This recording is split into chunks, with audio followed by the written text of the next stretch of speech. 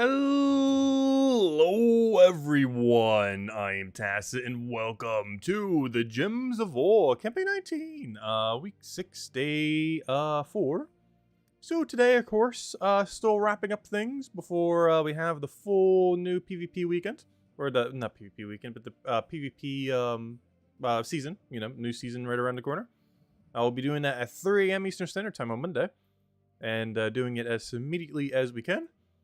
But for now, we've kind of just been poking at it, kind of just opening some vault keys, just normal weekly stuff. As we're kind of just waiting out the time until we can actually go do 8.0, even though it's been around for a couple days. It is not truly around till next Monday. That's pretty much the game plan today. As far as other things, Adventure Board, Glory, okay, all free. Things we'd pretty much already be doing. I start doing things. Also, that lucky lamp is always extremely not worth it, by the way. They always do it on this day. They added it on one patch, and I really don't understand why. It is... Oh, gosh. Oh, no. Oh, no. Silence Curse. At least it's not Curse Silences. There's a difference. Curse Silence is stronger than Silence Curse. You know what? Starting next week, when we have all these new Immortals, 100%. We gotta go build a team around using it for this anti-silence. Gosh, is it annoying having to do this. I was gonna go with normal talk shotgun and just hope we get cleansed. Oh wait, I'm not even in the menu. Like doing as if we're in the menu already. Dungeon, fight. There we go. Get our cleanse medals ready, we're gonna need them. Anyways, hello everyone! Welcome, welcome, welcome. Hello, Isabel. Hello, Mark. Hello, Logic Slayer. Hello, Sushi Ninja. Hello, Chad. Hello, Draco. Hello, Cookie. Hello, Vanessa too. Hello, Logic Slayer. Hello, Crisp. Hello, Sushi Ninja. Hello, everyone else. Welcome, welcome, welcome, welcome. How did we get no cleanses? Come on. We have, technically 10% happening. And you're telling me you didn't get a single one? Use Voice of Orpheus. We could. A single yellow will, cleanse us. But what if we don't get a single yellow? What if the yellow never shows up? What if we're yellowless?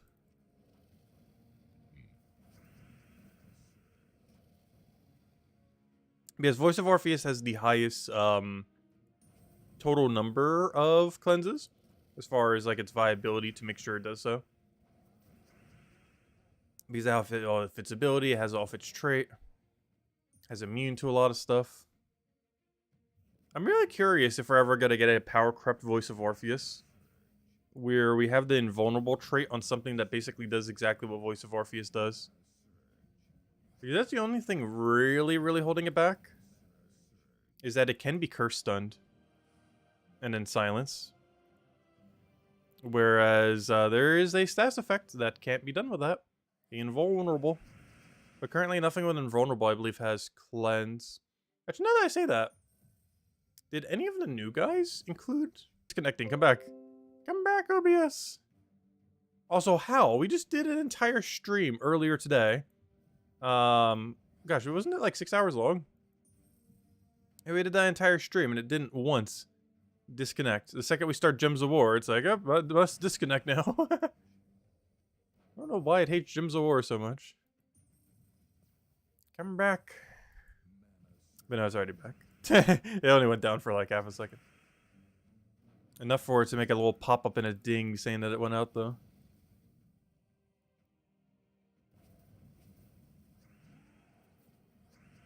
Also, I still haven't fixed my OBS yet, by the way. It's been like this for almost a week now. I still have not been able to open it through Steam. Luckily, our alternative works perfectly fine, but we are technically using an older version of OBS right now. Seems to be doing what it needs to do, though.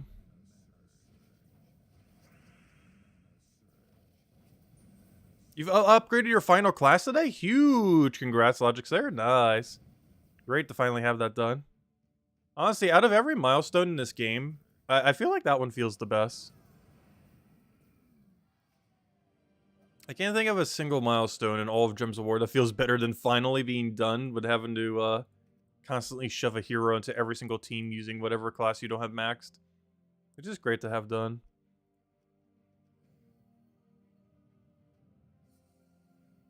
The green screen? Oh, is the green screen being weird today? Yeah, I adjusted it the one day, and then I basically need to readjust it every single day, otherwise it's not gonna like itself. It does do that.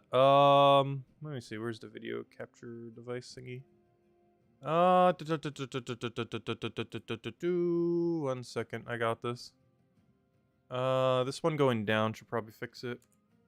Boom. We have added our, shadow back in order to gain forehead. Actually, no, it's still kind of being weird. We're gonna have to put it all the way back. Fine, let me put it all the way back. Now we really get to add the shadow behind us. Aha, the shadow is back, but our head is not, invisible. There we go. Our behind shadow is back. Hello, behind shadow. Eventually we'll have good lighting in here. Something I've been meaning to change out for a while now. It's more so a lighting issue than anything. Oh, let's see, take that one over. I probably should have taken the top thing first.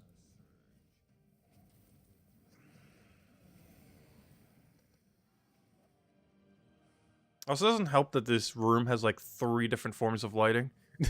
All different colors as well.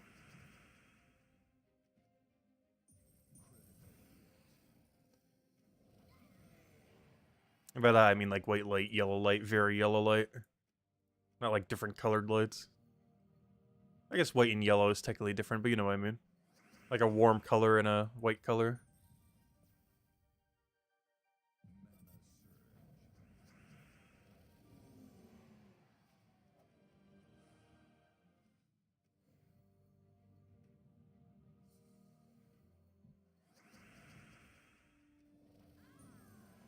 I say hello, Jets. Welcome, welcome.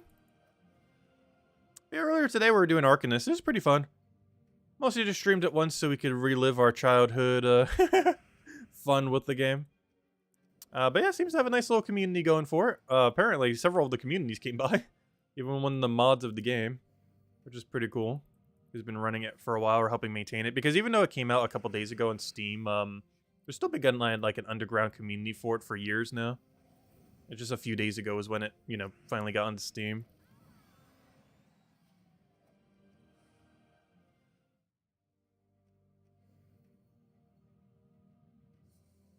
Yeah, I probably won't be streaming it again. One thing we will be streaming soon again, though, is tomorrow we'll probably be doing, Old School RuneScape. They're finally starting their PvP mode. The Dead Man Apocalypse. I never actually partook in any of them yet, so it'll be our first one. They have a bunch of cash prizes, cosmetics, and other things for it. No, we're just playing it for fun. Though it would be fun if we won something. But I don't intend to. I don't plan to put in enough hours to. The average person who's going to win money from it's playing like 16 hours a day. We'll be lucky if we play it like 30 hours total across the 2 weeks.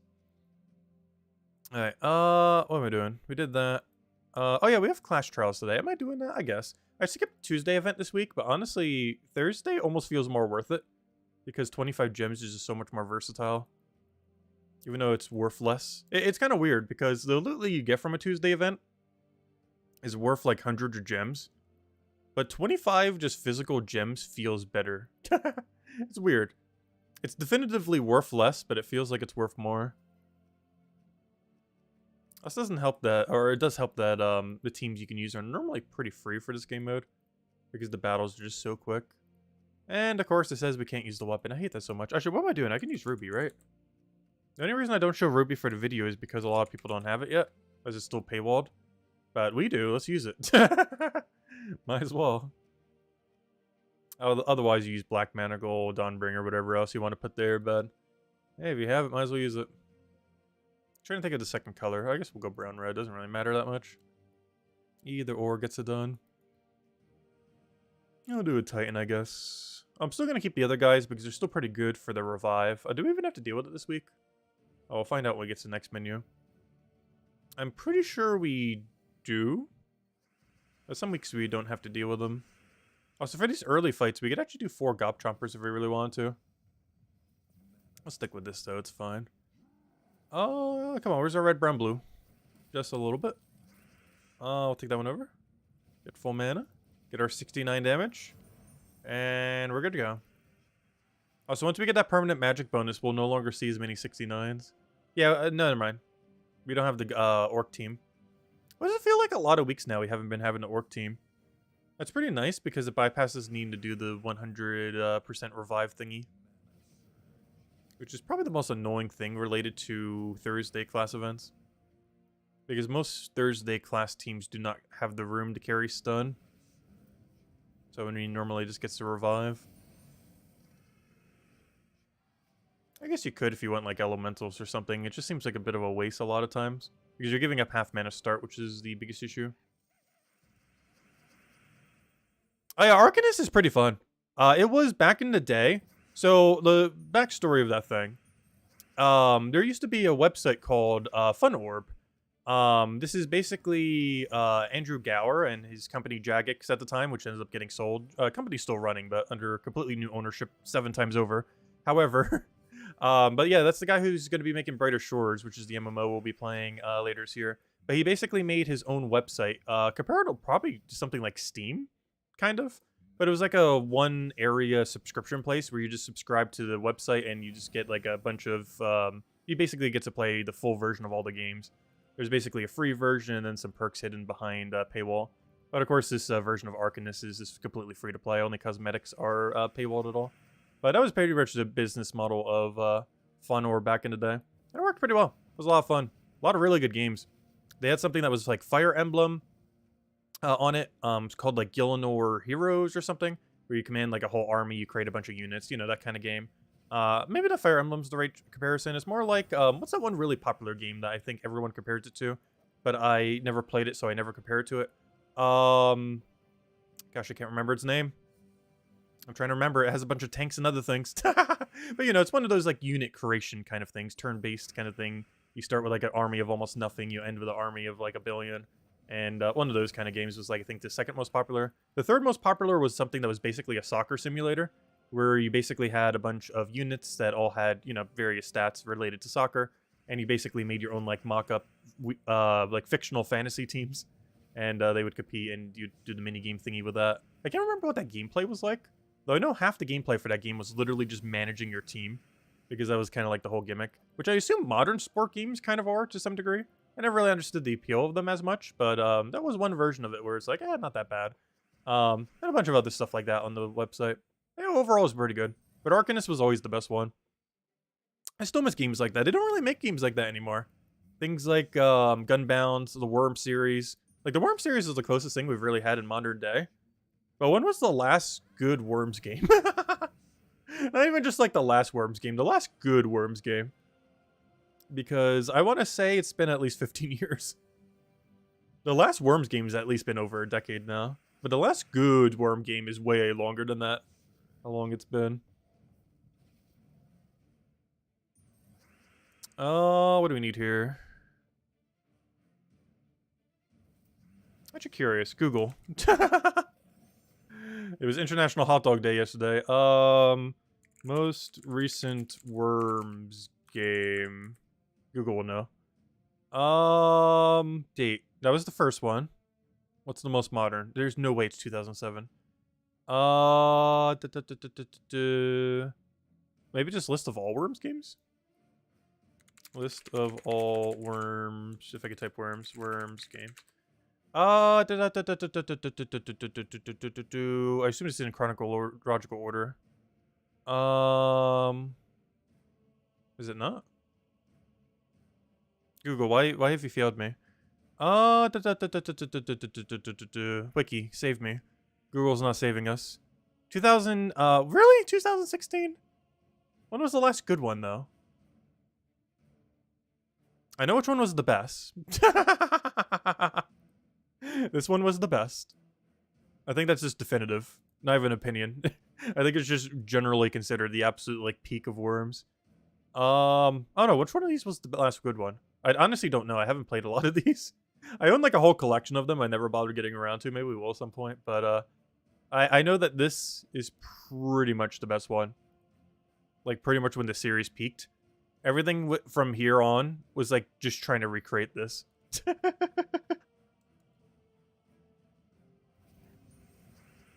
I never did. Though, oddly enough, I never realized, I never played the OOG Worms game from 1995. I didn't realize it went that far back. I guess they haven't perfected the formula yet. Kind of like the Mario Party series. Like, Mario Party 1 wasn't bad, but in modern day, it looks really dated compared to, you know, some of the other ones. So normally the peak of it was considered around like 3, 4, 5 or so. Even though 1 and 2 were really good, they just have a lot of aspects that are pretty dated in modern day. And I assume Worms 1 is kind of similar to that. Whereas Worms Armageddon would still hold up to today's standard. It still look a little sketchy here and there. Obviously, it's from 1999, but for its time, it was so good.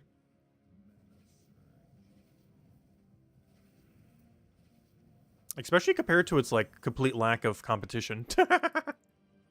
I'm pretty sure it's, like, the game that pretty much sparked the genre, too. Try worm massage? Oh, gosh, Lester. Oh, hello, Lester.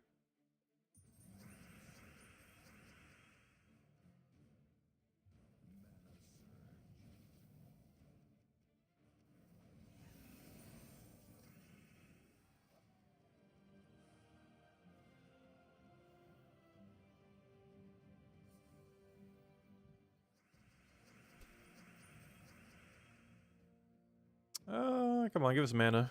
Where's our mana? Even half mana start still feels like it's taking forever to get the mana up. There's no only problem with this weapon. Like, once it gets going, it's nice. But the only problem with using on a Thursday class event is if we don't have a good mana accumulator for it, it still takes like 2 turns to get to full mana. I'm so used to everything just instantly getting mana that it feels so slow. Mana power creep in this game has just gotten insane. That even 2 turns to get full mana feels like forever compared to the average team. I think the main reason is when the average team these days can 0 turn full mana, any amount of turns to get full mana seems high. Because it's infinitely higher. Since there's so many battles where turn 0 we have, or, you know, I guess you could say turn 1. But, you know, before the battle even starts, technically, you already have full mana in a lot of game modes. Due to Takshaka, Emberclaw, and similar things recently. And we're only going to be getting more of them over time, not less. It's not like they're going to be removed from the game.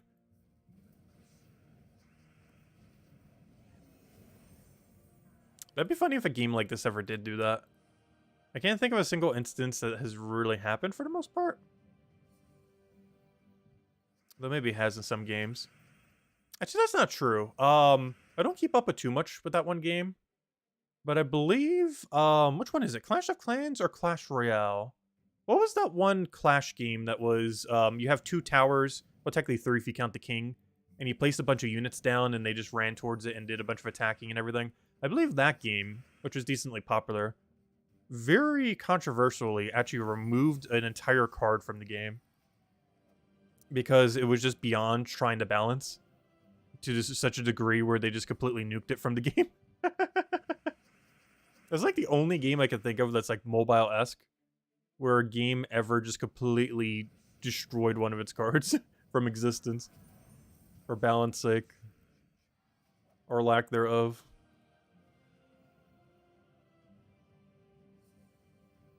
I think it was like one of the healing cards.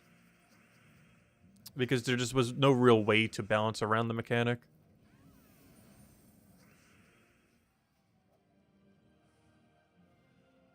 Oh, so that's a game I haven't played in like 7 years. I tried it for a couple months at one point, and then never tried it again. I tried it for a couple months back in like 2018 or 2019. It wasn't bad. The premise of it is good. It just eventually loses the appeal once you hit the very obvious paywall to progress. Like, it's fun until then. But then all progression is basically either wait an eternity or spend money. Like, you kind of just reach a point where the only way you could progress is money. That's one thing I always liked about Gems of War. Like, there's always something we could be doing literally right now to be progressing. And it doesn't even need to be associated with money. But a lot of other mobile games, of course, one of the big downsides is you do eventually hit that money wall. In one way or another. Gems of War has it to some degree, but it's grindable past the wall. Whereas a lot of other games, you just either have to wait. You can't just grind past it. It's either wait or pay. Which is one thing that's annoying about Puzzle Quest 3, their other game that Gems of War made, or the company, because Puzzle Quest 3 I feel like is one of those where you kind of have to pay if you get walled off. Well, you can grind. It's nowhere near as generous as Gems of War's grind, unless they've changed it substantially in the last couple years, which they probably have. Though I highly doubt they've changed it enough to be relevant. Because I'm pretty sure not everyone's running around in like 10 sets of max gear. No, it has changed? Okay, Puzzle Quest 3 has gotten better. Honestly, we need to go revisit Puzzle Quest 3 at some point. On our playing other games tour, we need to finally get around to trying Puzzle Quest 3 again. Just to give it a fair assessment multiple years later. Yeah, it's still a grind, as is expected. But yeah, I do need to revisit the game for like at least a week at some point. I'm not sure when that week will be. Maybe next month. Maybe sometime in August we'll go do that. But yeah, we do need to revisit Puzzle Quest 3. Maybe we can get back into the guild for a week. Which I'm pretty sure Isabel and Cookie are still running. Before they change the name on us. To Sparkle Ponies or whatever on earth Isabel wants it to be.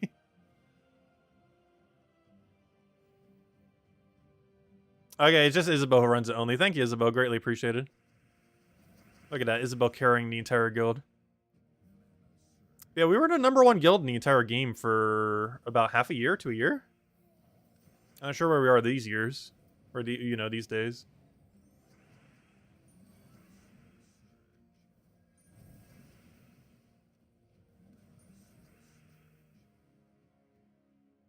And now you take your kingdom back. Only for about a week or so if we do.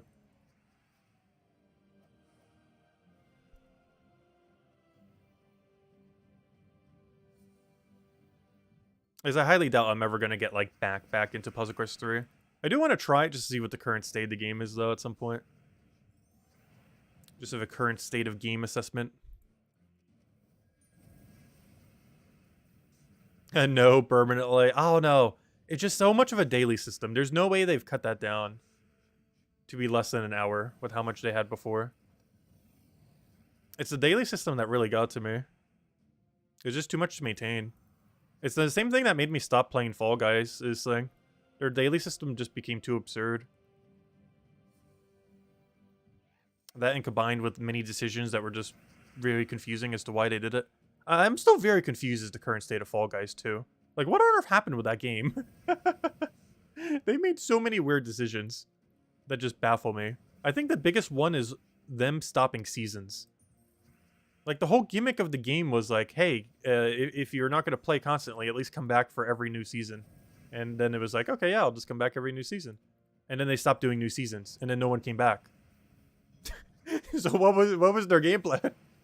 Their whole model at a certain point was like, hey, come try out this new season every single time we do it. And then they stopped releasing seasons, and now there's nothing to come back to. I think they added some kind of endless mode and a few other things since then, but not really enough to get people back.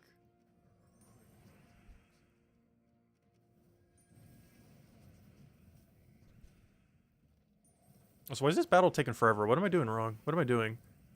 What mode are we even in right now? I'm actually confused.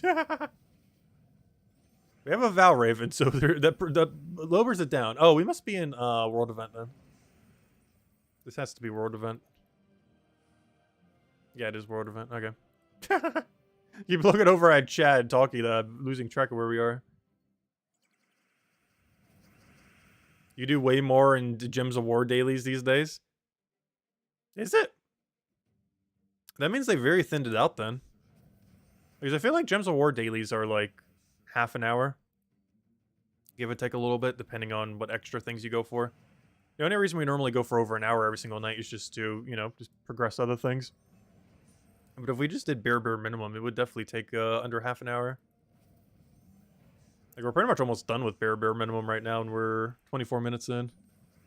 Or 25 technically. Alright, it did dial it back. Okay, that's good then. I guess they got enough people mentioning it that they were like, we should probably do it.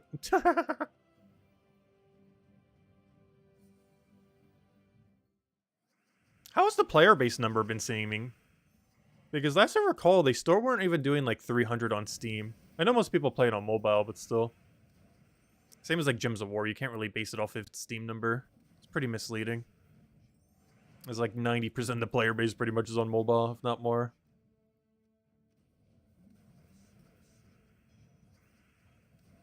Maybe not 90% because of the console versions too. Like probably a good 80% of Gems of War's whole player base is on mobile. Which assumably Puzzle Quest 3 would be similar.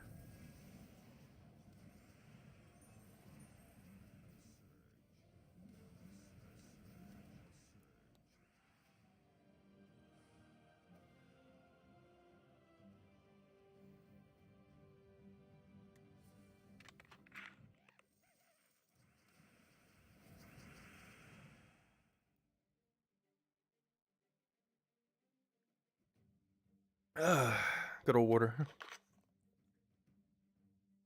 As I've gone through 3 waters. I just knocked them down. How much is that? Just 1 liter then. Stop falling? Gosh, what am I? I kept putting down the bottle, and the bottle kept running over the other bottle in a perpetual domino effect. They're stable now.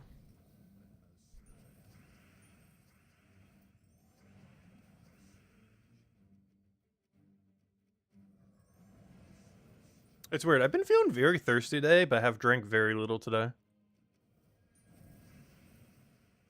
Only around a liter. I think it was mostly because I woke up really thirsty. Any day you like wake up really thirsty, I always feel like I feel thirstier, even though I don't drink as much. Best thing against that is just drink water before you go to bed.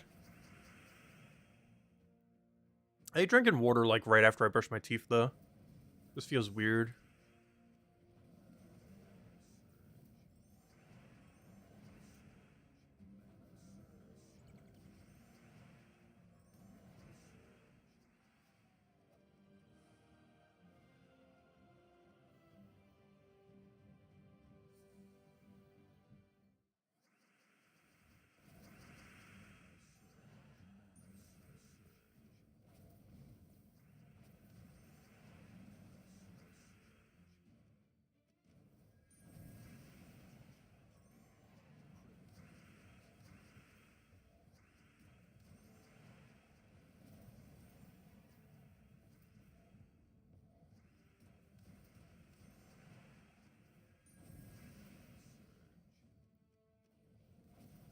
At some point we'll land this Devourer.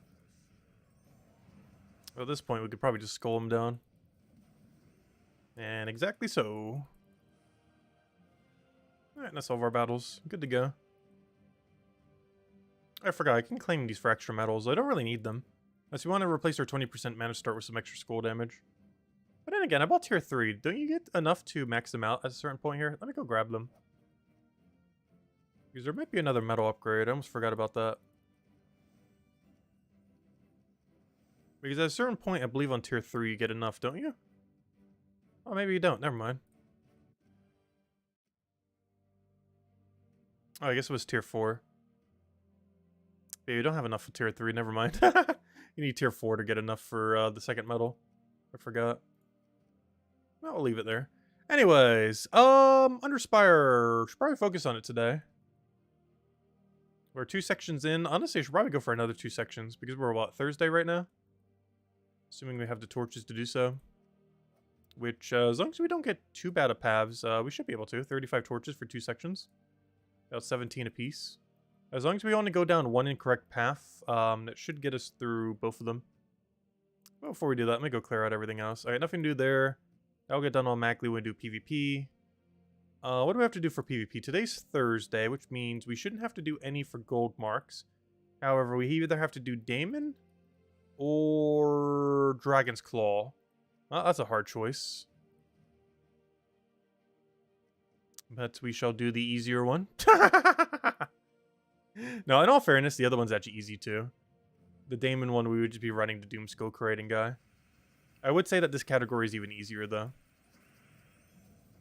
Especially to the average person because, the kind of team that you need to do Damon quickly is way harder to obtain than the team you need to do this quickly. You don't even need Diamantina. All you need is this Epic for Empower and to convert. This Legend for 50% mana start. And then literally any dragon you have from Dragon's Claw. Because the only thing you actually need is Doom Spear. This could be literally any yellow dragon from Dragon's Claw. It could even just be a yellow troop from Dragon's Claw if you wanted to. So ideally, a dragon would be more useful. We'll just pick a random one. I think there's some pretty low rarity ones. Yeah, you have it literally a common. So you got something. You will always have something. But it's mostly just a Doom Spear carry.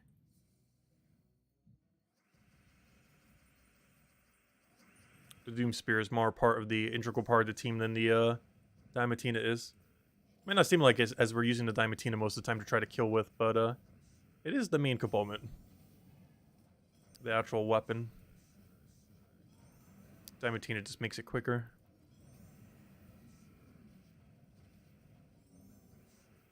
And of course covers every color, which is always nice.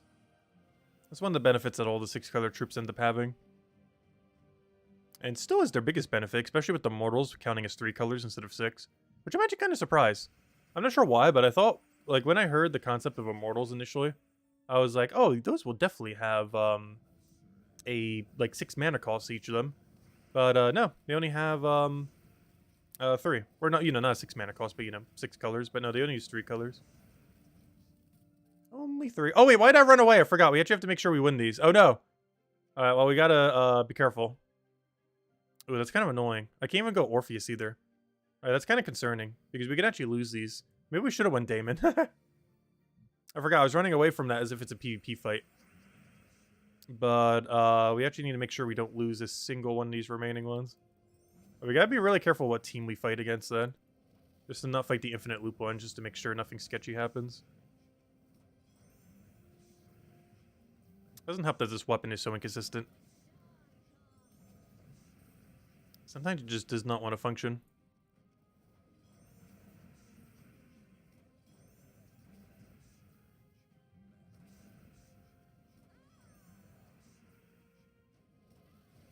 Three HP? What are you doing? 3 HP?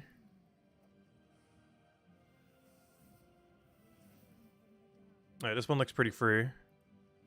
Hey, Divinia. Oh yeah, remember that one Immortal we were going over the other day? I was comparing it to Divinia because look at how much Divinia does. Divinia explodes all reds, cleanses all allies, including itself, and gives life to all allies, including itself. So extra turn potential, full cleanse, and full life, including itself, not just all other allies. And has random stats effect on its final trait. And then you compare that to the Immortal that we have that does, you know, its thing. I think the other one doesn't have any cleanse. Only gives life to everyone else except itself. It's just so clunky compared to, like, just a legend.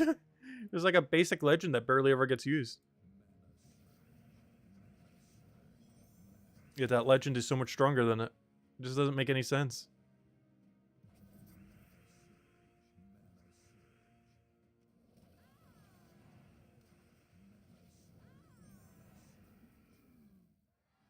You're running 2 times Meteoridian and Underspire.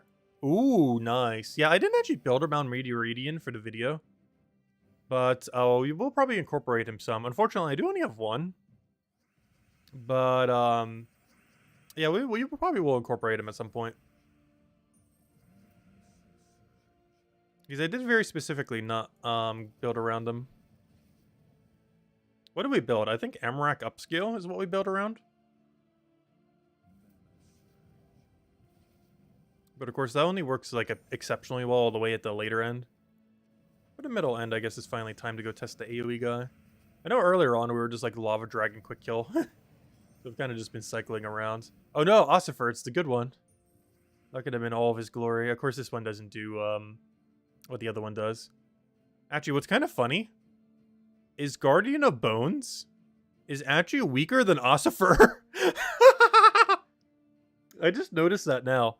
He deals normal damage, not true damage, to all enemies, and converts all green gems to Uber Doom Skulls instead of being able to target. Though they are Uber instead of Doom Skulls. However, you don't get to target them. They're only going to green. So overall, I would say Ossifer is actually stronger than Guardian of Bones, which is really, really funny.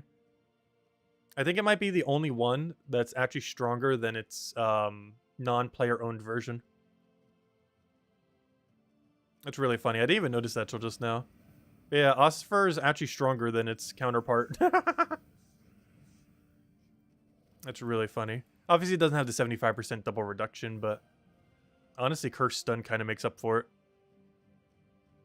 Oh, come on. We need one more fight. I might as well go for it. I can't leave the one fight on the table. One fight for 25 silver marks is worth it. 5 fights for it? No. But one singular fight? Yeah, I'll take it. That is pretty little for 25 silver marks. Might as well. Too bad that wasn't every fight. Imagine if you got 25 silver marks every fight you did. The only problem is, I'm not sure if next patch is really adding anything new silver marks on. There was one weird thing that never really happened. They said they were going to add new things to do in the shop. And the patch is already here, and there's no new things. Unless it happens like next week or something. Maybe every single season they change it up. But otherwise, yeah, they haven't changed it yet. They have not changed it. Which means there's still nothing at all to use silver marks on. Other than the pets, of course, when you initially get them. But beyond getting one copy of every pet, there's absolutely nothing to use silver marks on at the moment. And gold marks, of course, are sunk primarily into deed books.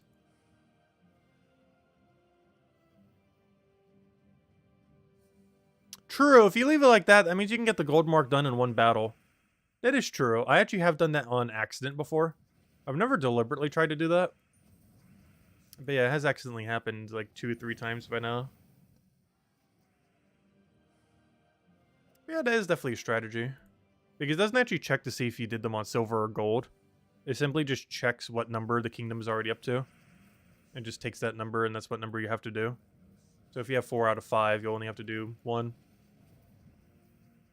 Though you're still doing the same battles regardless, so... to some degree it doesn't matter, because it's not like the battles are any easier or anything. The only exception to that is if it's a blood frenzied. But that's assuming it gets blood frenzied. Like if you do the battles when it's not blood frenzied, and then claim them when it is.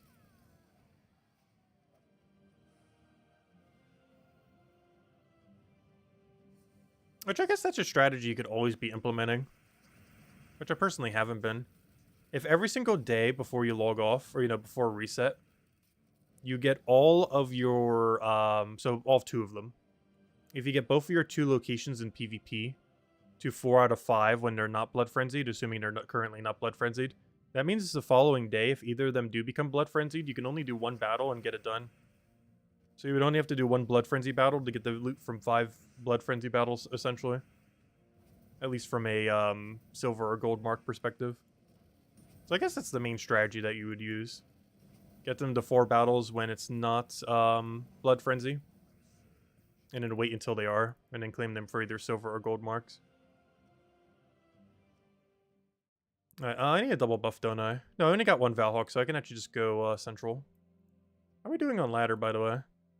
We're not last. Obviously, I'm not doing too much this week because we were going to be way too try-hard on it next week. So I'm not going to bother too much this week. Because we're going to be hitting 180k PvP points next week, so... we're going to play it very chill this time around.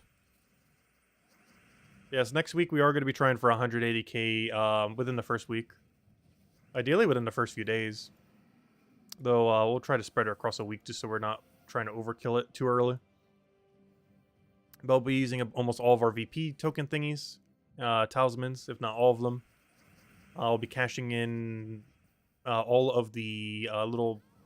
what are they called? Statues. They give you a bunch of VP. Yeah, we're just going all in VP rush. And see where that gets us. I also will be buying the season pass, but only this one time. I personally feel like I will not be getting it again, the PvP pass. But I will do it this one initial time because it's a lot more valuable the very first time since we currently have no progress on Immortal Troops.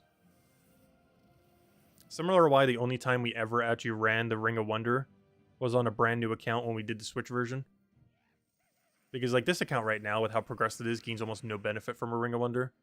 You know, like a nearly brand new account that actually needs all those resources and all that extra progression benefits heavily from it.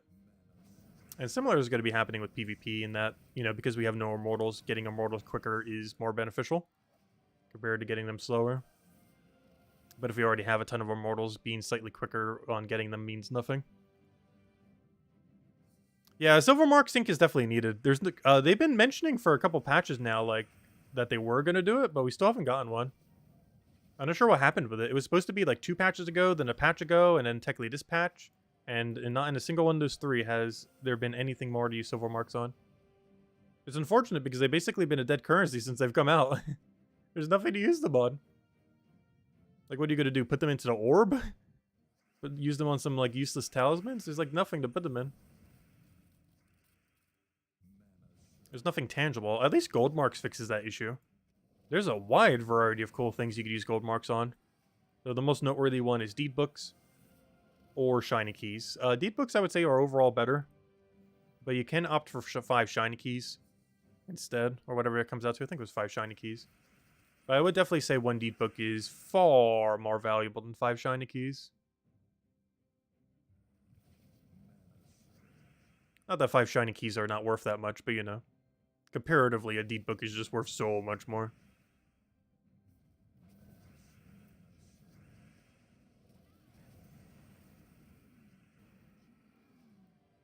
They also said they would fix the Infinite Loop Goblin team years ago. Yeah, Infinite Loop Goblins have been around for pretty much forever. They have never not existed. There's always been at least one broken Goblin team in the history of Gems of War. The weird thing is, the current meta for Goblins hasn't changed. It's been the same since like 2017, 2018 or so. It has not changed at all. It's kind of weird.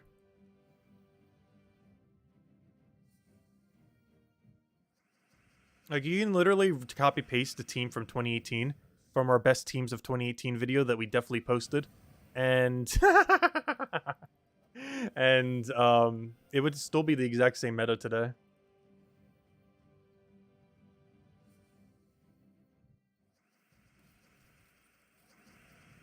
Yeah, we never got around to posting the best teams video of 2018. I still kind of want to post that at some point just as a meme. There's like about a dozen or 2 videos on this channel that I've recorded but never posted. That one I never recorded though. But there have been ones that we have done in the past that have been like through the full process and never went up for one reason or another. But that's probably the most infamous video that we were gonna do but never did. The best teams of 2018 video, or 2018 I mean. Well, 2018, 2018, same difference.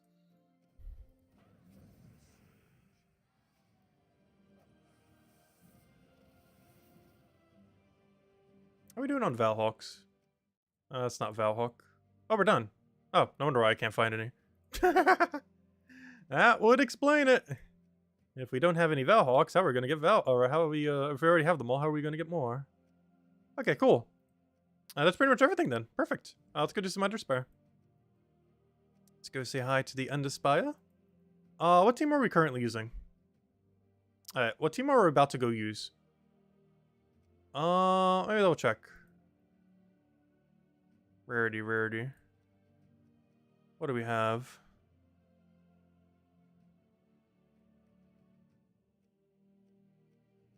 We have the skull route, which is interesting. We have the resummon weapon. Right, so overall, unless you're using this resummon weapon, it's not really worth it. That would explain why in the video I showed 2 resummon weapons teams. Because it's either this or this for the most part. There's a few others here and there, like Flamer for this. But for this game mode, they don't scale too well. Going into the later fights. Alright, so what are we building around then? Are we gonna go, I guess, Dragon? I guess we go Meteorian into Lava Dragon. Do we still keep a Salamandria? I think we do. I feel like we need Hero here. The problem is we have too much same color overlap. Let's go Hero doing like Explodey weapon, I guess. We'll do like that or something. Do it in like that order. Make the banner +2 brown +1 yellow while minusing something we don't use. Such as, well, I guess we're going double yellow. You don't want to minus purple. What if we plus red instead? +2 brown, +1 red. What is that, minus? Blue, perfect. Alright, something like this I think works pretty well. Meteorine, Fire Guards, God's Heart, Magma Dragon, and Firebomb. Should be fine. I don't see it's falling off for a while. So look, Dragor, Dragor. Hello, Genki. Welcome, welcome. Hope all's been well.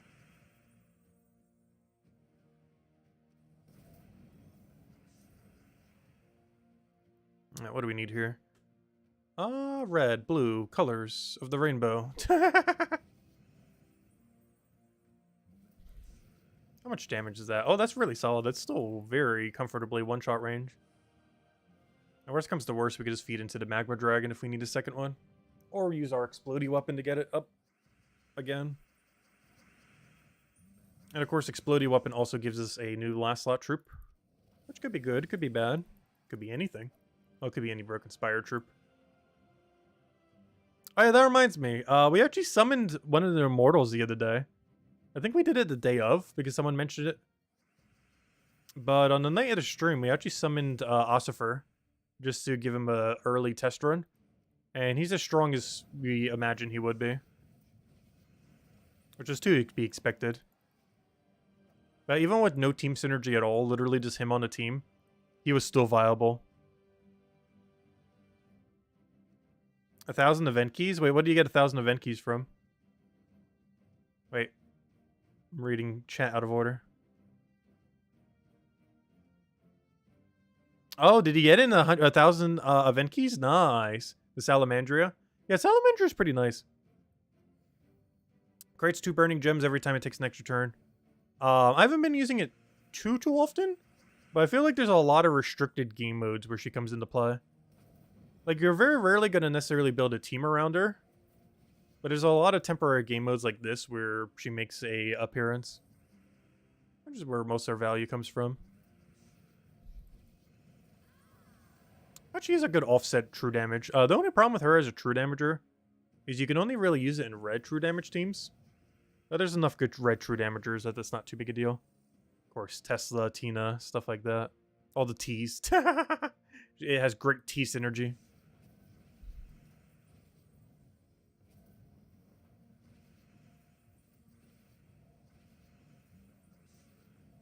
Hey, we haven't handed out a code yet. I should go do that. I think we're only going to be handing one out tonight, though. Let me go hand it out. Unless we get something from the Glory Key. I mean, from the Vault Keys. Because I will be opening Vault Keys a little bit later to stream, I think. I'm not going to open that many. Probably just like a few dozen. But I do want to keep chipping them down. Alright, there you guys go. There's the redeem code to use on gymsofwar.com. Underneath the game code section, your invite code is in settings menu. Redeem code's right over there in chat and gives the same loot as always. 2 treasure maps, 1 gem key, 200 souls, and 2,500 gold. Enjoy, everyone. It feels weird because I feel like I didn't get the codes for this month. Because I got them while I was away seeing family. So it didn't feel like there was ever a day where I got the codes. Even though we had the codes perfectly on time this month. But because I was away, it felt like we still never got them, even right now. It seems like I'm just keep pulling from the previous stash. That just happens to be 2 times longer. You're playing Hot Pot, so very distracted. Yeah, I keep seeing on Discord that you're still in there. Have you been mostly just doing Hot Pot or other stuff too? Do you just leave the game running and just camp Hot Pot? I was doing that initially the day after I finished streaming. I was just leaving Hot Pot on in the background. And then whenever it cycled around, I would just play some matches.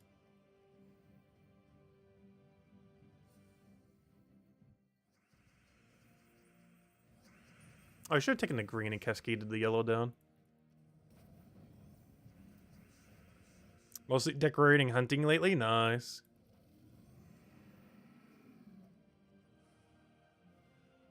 Yeah, I kind of want to go level up my hunter and stuff so I can actually join you guys in hunting. I felt like last time I was hunting with Isabel, I couldn't really partake. Because my woodcutting level wasn't enough to hit the dogs out of the tree. My bow literally couldn't even hit them because it was such a low grade of bow. Like, you would throw an arrow at them and it wouldn't even show that it did damage. It would just, like, whack into them and not even do anything. Other than scare them.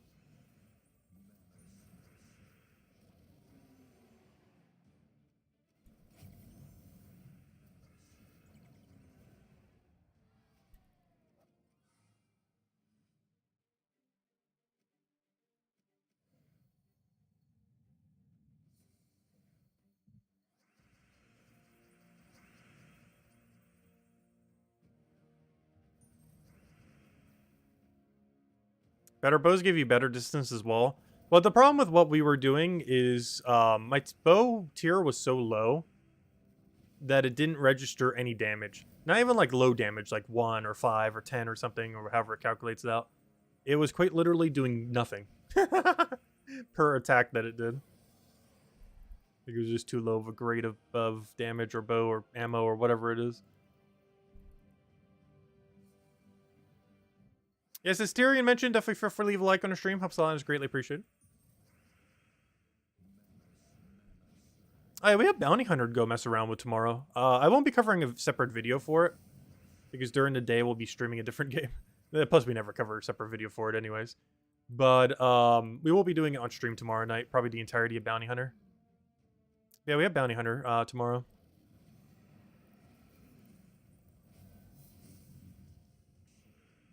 But it's as straightforward as every Bounty Hunter. It's not like the mode ever changes. Pretty much the same every month. Just a new face all the way in the back of your team. Pay attention to Izishi's the expert. Oh, maybe I'll need to group up later then. I don't know, I just haven't really visited the game much since I streamed it. Other than for Hot Pot. I love card games within RPGs. Or in any game in general. I'm a big fan of games that have mini games in it.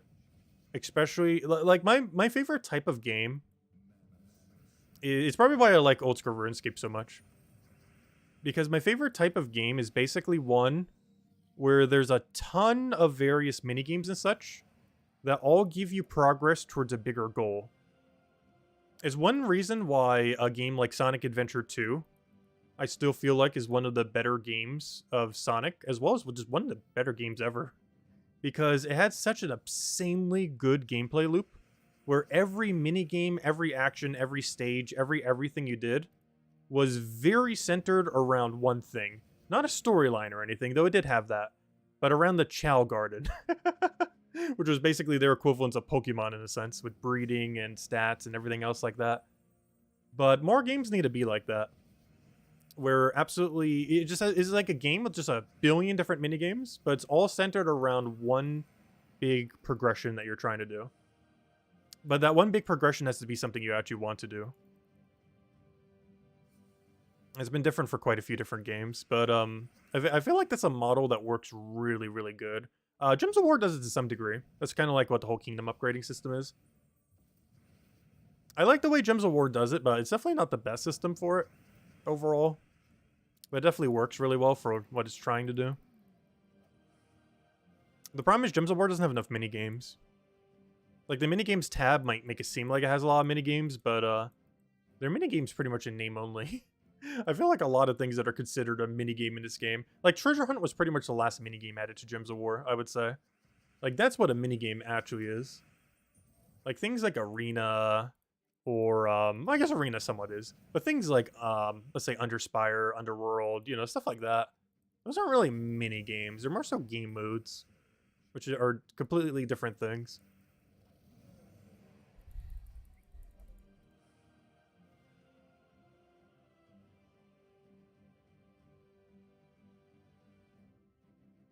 Let's see. We'll take this one.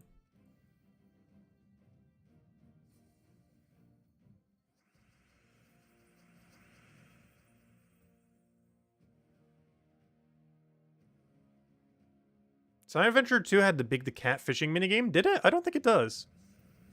Did it? I'm forgetting some aspects of Sonic Adventure 2 if it had that. Was Big the Cat even in Sonic Adventure 2? Oh no, it's been so long. I recall thoroughly enjoying Sonic Adventure 2, but some of the actual details are beyond me these days. I'm pretty sure that was a further game, not Sonic Adventure 2.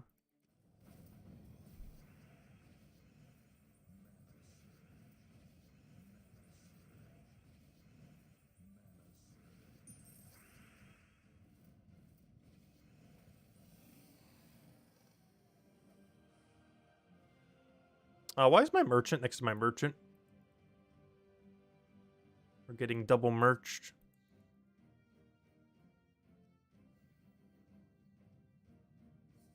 Also, apparently we're not going to go through the entirety of the next section. We're pretty much full scouting this place.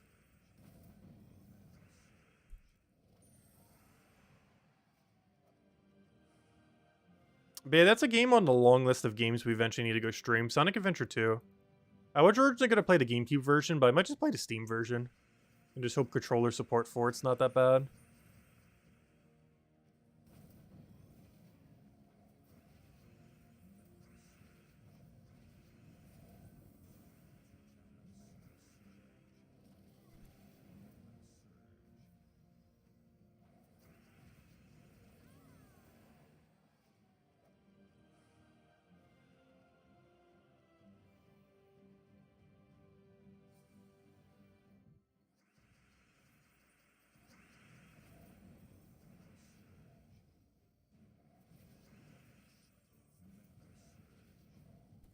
Is this enough damage? I don't think it is. I'm going to get the Magma Dragon just in case.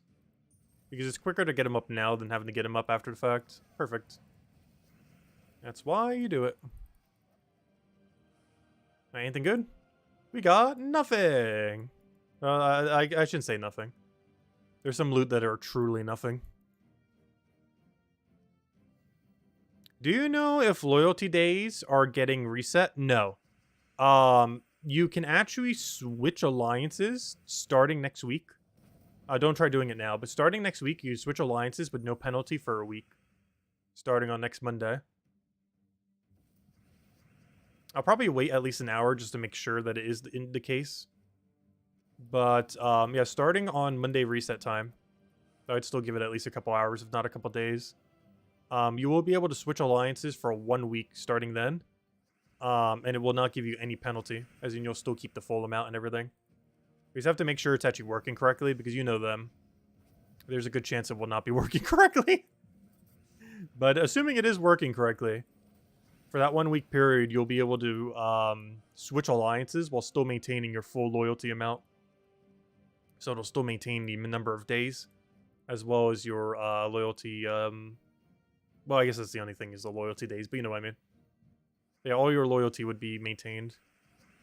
What's weird, too, is you're actually allowed to, supposedly, switch alliances as many times as you want during that period, with no penalty. I mean, you could just go to Dark Alliance every single day, claim all the gold marks, and then go everywhere else to gain the extra stats.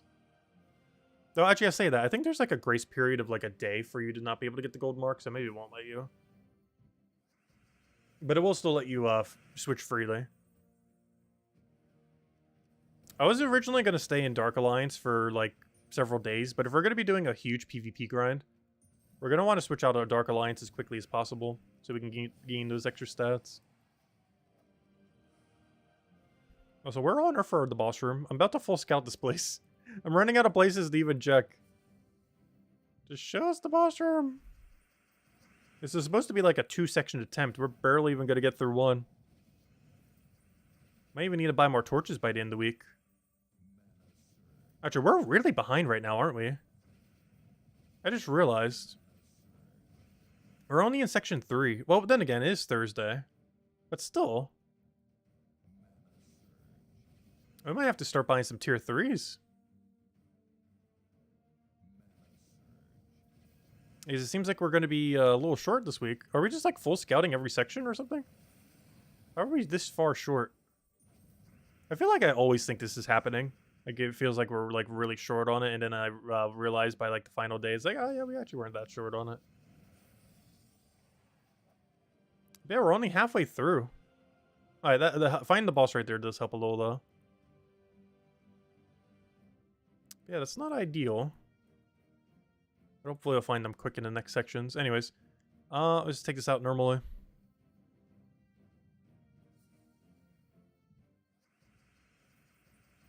You can't leave the alliance that you're in? You're a mod of the Discord server? Wait, there's actually a Discord server for one of the alliances? Wait, what alliance are you in that there's actually a Discord server for? That's kind of funny. Is it the yellow one? I didn't think any of the alliances would actually alliance up in a literal sense. That's kind of funny. Though I guess it makes sense. The Enchanted Grove? Oh, that's cool.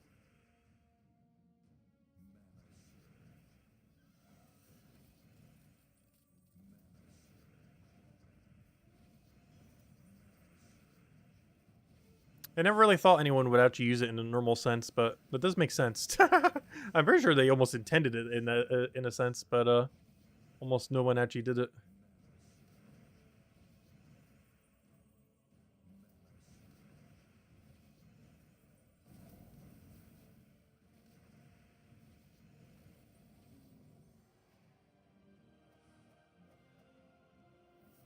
Alright, there we go. And I might as well use up the rest of these torches. Actually, I probably won't even bother with any vault keys then. I didn't realize Underspire was actually this average this week. Like, it's not bad. Biggest issue is what mana accumulation route we go by. Because the more mana accumulation we put onto the team, the more damage we have to sacrifice.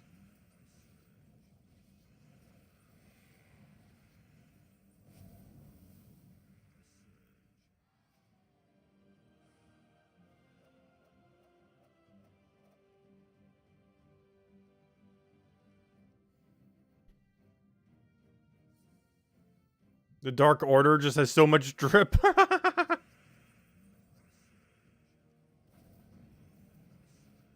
It's kind of insane how much the Dark Order took off. Like, it always seemed like it was going to be the highest from literally, like, the first few minutes, even just based on their names and everything. But I never really fully fathomed, like, how much it took off. Like, there's more people in Dark Alliance than every other alliance combined. At least on PC Mobile.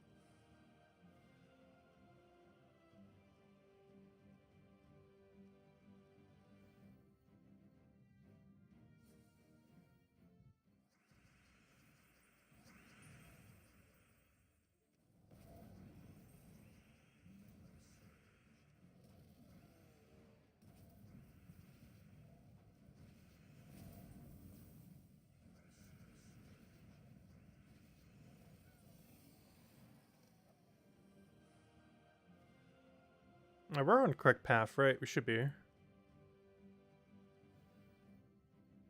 Be bad if we failed the do higher level path. It's like the easiest part. Oh, it's not always the case, but it's consistent enough that should always go down that route. Hello, Coopster, welcome. If you still want gold marks, should you stay in Dark Alliance? Yes. If you play a ton of PvP, you should probably stay in Dark Alliance. You will get more gold marks, and you can still make leaderboard. The only downside of Dark Alliance is 2 changes that they made recently. One a couple weeks ago, and the other one as of this patch. There are 2 things you have to deal with when you're in Dark Alliance. Well, technically everyone else has to deal with it too. But there are 2 changes that have been made in the last couple weeks between this patch and before this patch. One of them is every alliance that has 0 citadels, everyone in that alliance will have 40% more stats offensively. So whenever they do a battle, they will have 40% more stats than normal. So basically you'll have 40% less stats than normal in Dark Alliance, essentially.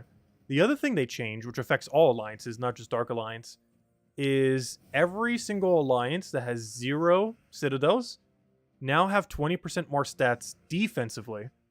Which means not only do you not have 40% more power, but a lot of things around you, maybe not everything, but a lot of things around you will now have 20% more power on top of, you know, Blood Frenzy and everything else, because that would stack probably multiplicitly. And that's the big one that got added this patch, is not only do you have less power, but everything else around you will also have more power now. Well, maybe not everything, but a good number of things.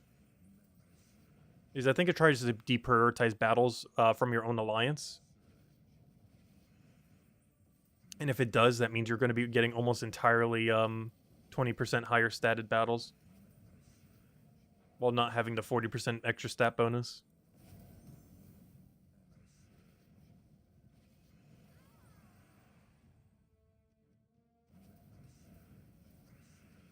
Which basically means PvP is going to take longer. All those words are a very long way of saying PvP will take longer if you're in Dark Alliance. But you'll get more for it. Whereas every other alliance, PvP will be quicker, but you get slightly less for it. My main reason for trying not Dark Alliance for a month, or for a season, is if we can consistently make the leaderboard with the 40% extra stats, It is basically the same reward if we just simply stayed in Dark Alliance and didn't make a leaderboard, but did all the dailies.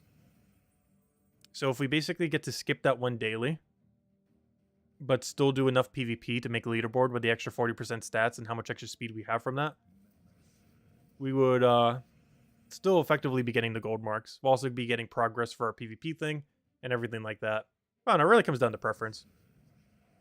But yes, Dark Alliance will still be the place to go for maximizing gold marks. But keep in mind, there might be an influx of even more people going into Dark Alliance. And there is a mechanic where the more people in Dark Alliance, or, you know, in whatever winning place, the loot scales downwards.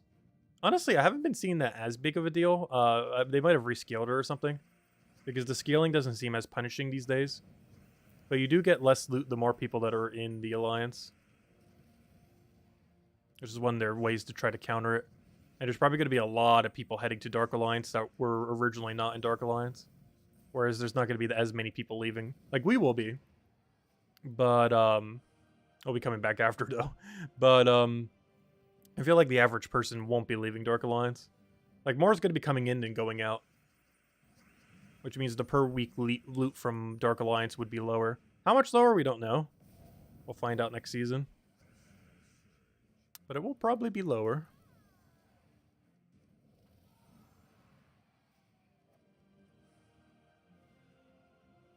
Alright, final fight.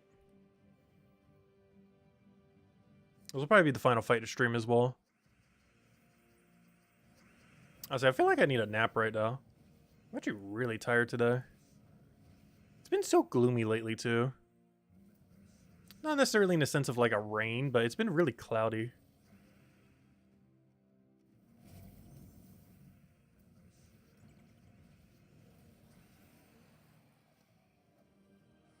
Just perpetual... No, what are you doing? That's not nice. What are we supposed to do with a tier 1 dead end room?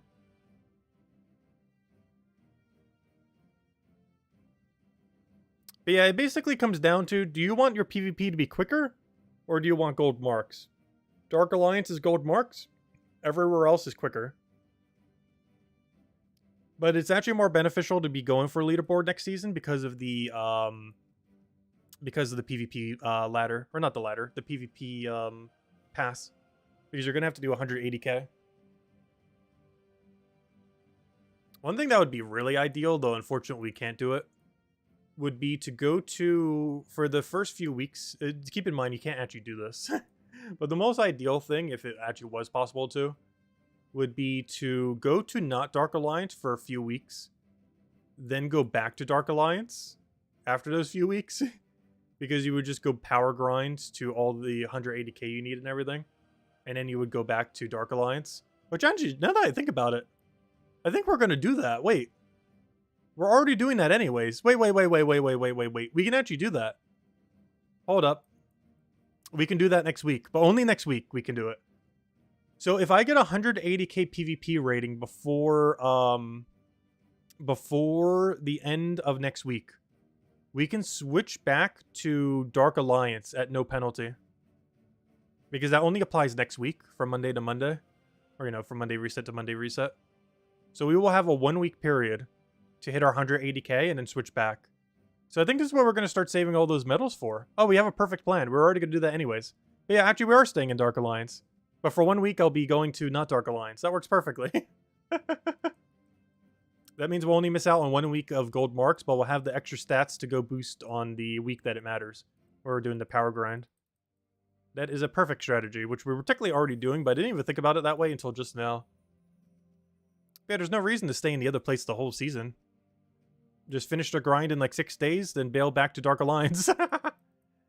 Get out of Dark Alliance, get your extra stats, utilize it, get to 180k, rush it down. Then after you finish the 180k rush, boom, right back to Dark Alliance while you can still switch for free. Keep in mind, switching alliances normally lowers your loyalty. But there's a 1 week grace period. And last I read, you're allowed to switch as many times as you want. If we go check this real quick. If we go over to the... isn't this closing? There it goes. If we go over here, it mentions you can switch as many times. If I go to... Oops, why is it not coming up? Let me just go to loyalty, I guess. Loyalty. Right here. We will be offering an alliance grace period for the first week of Season 1. So this is next Monday until the following Monday. During this time, players will be able to change alliances without losing VP or loyalty. It doesn't say multiple times here, though. I could have sworn somewhere it mentioned it.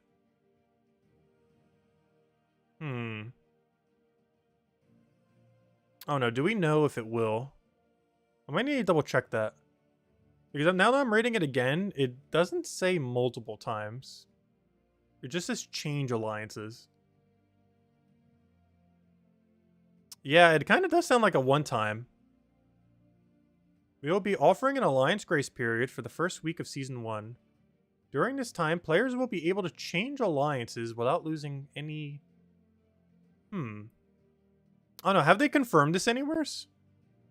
Just wait for others to do it, true. The only problem with that is we lose out on the stats. Worst comes to worst, we'll just stay in Dark Alliance then. Like 40% less stats for 1 week isn't that bad. It's gonna make us take like 2 to 3 hours longer when we grind the 180k during next week. So you know what, we might just stay in Dark Alliance. All in on Dark Alliance. But yeah, I don't want to chance it now that I'm rereading it like that. Because it doesn't clarify that you can do it multiple times. Yeah, Surian during his video, I knew I heard it somewheres. Yeah, Surian during the video mentioned you can change your alliance multiple times. But that's assuming what he said in the video is true. What he says and what is actually in the game are two very different things. But assuming what he said is true, we can go bail Dark Alliance for a week, or, you know, for 6 days, utilize the 40% stats, and then before the end of this week period, switch back to Dark Alliance.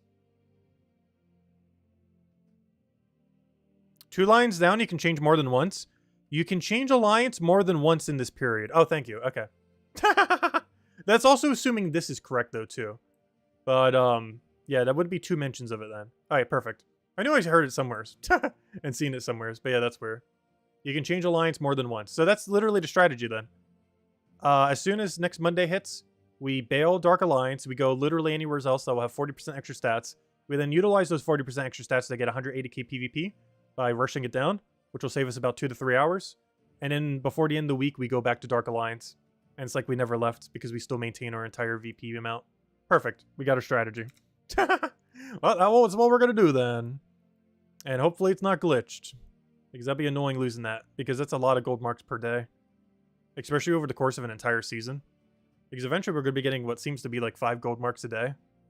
And to be able to just completely start losing that would not be ideal.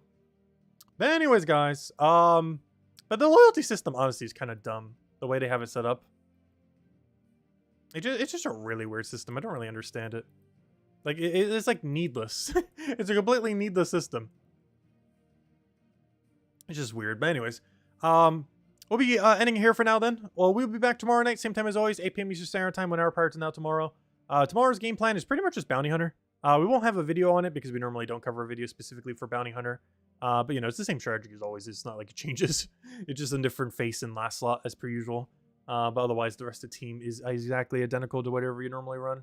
But we'll be doing that tomorrow night, probably finishing up most of it. During the day tomorrow, we will be streaming Old School RuneScape for the new Dead Man Apocalypse or whatever they're doing. Never actually tried the game mode before. It's like a temporary game mode thingy thing. It's really PvP heavy. The first half of the stream won't seem like that because we're going to have protection the entire time. But eventually it'll be very PvP heavy and be an entire bloodbath. It'll be funny. But it'll be messing around that with tomorrow. I believe it starts around noon, so we'll probably do that for like 6 hours, kind of like what we did with Arcanist today. And I'll probably be doing that this weekend too. Though I'm not sure how much we'll do beyond that, though. It does go on for 2 weeks, but I'm not sure realistically how much I'll be playing those 2 weeks. But I kind of wanted to play it this weekend just for the fun of it. And then after that, not sure if I'll be touching it any. But anyways, I hope you all have a wonderful week, wonderful weekend, and I'll see you guys soon. Goodbye, everyone. Thanks for watching.